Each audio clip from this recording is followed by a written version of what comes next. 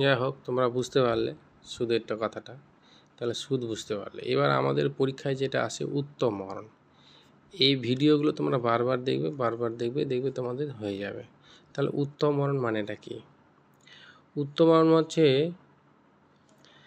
যে টাকা দেবে, মানে ব্যাংক আমাদের টাকা ধার দিল, তাহলে ব্যাংক হলো উত্তমরণ। জিনিসটা ভালো করে বুঝে নাও, ব্যাংক আমাদের টাকা ধার দিল, তাহলে ব্যাংক একটা উত্তম কাজ করলো, সে হলো উত্তমরণ। আর আমি যে টাকা ধার নিলাম ব্যাংকের কাছ থেকে, তা আমি অধমের কাজ করলাম, অধমরণ, যেটাকে বলা হয় অধমরণ। যে টাকা ধার দেয়, ধার দেয় যে তাকে উত্তমরণ বলে। আর যে ধার নেয় তাকে কি বলবো? ধার যে নেয় তাকে অধমরণ বলবো, অধম কাজ করলো। বুঝতে পেরেছি জিনিসটা? এবার এখানকার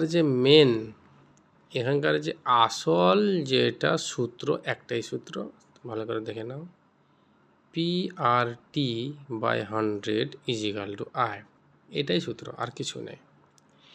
এবার বলবে তোমরা যে এটা অঙ্কটা কী হবে? তাহলে পি জিনিসটা কি? পি মানে হচ্ছে আসল, অর্থাৎ যেই টাকা নিয়ে আমরা কারবার করব, 100 টাকা নিয়ে, 1000 টাকা নিয়ে, 10,000 টাকা নিয়ে, 50,000 টাকা, 1 লাখ টাকা নিয়ে কারবার করব, সেটাই হলো আসল।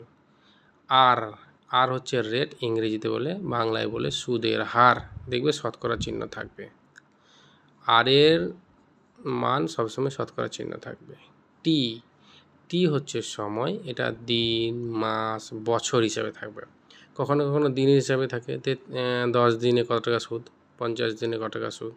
কখনো মাসে থাকবে যে 6 মাসের সুদ কত বলো, 8 মাসের সুদ কত বলো। কখনো বছর, 1 বছর, 2 বছর, 5 বছরের সুদ কত বলো, এটা থাকে।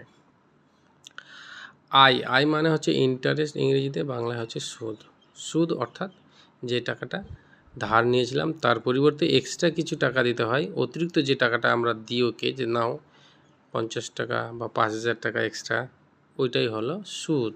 ঠিক আছে?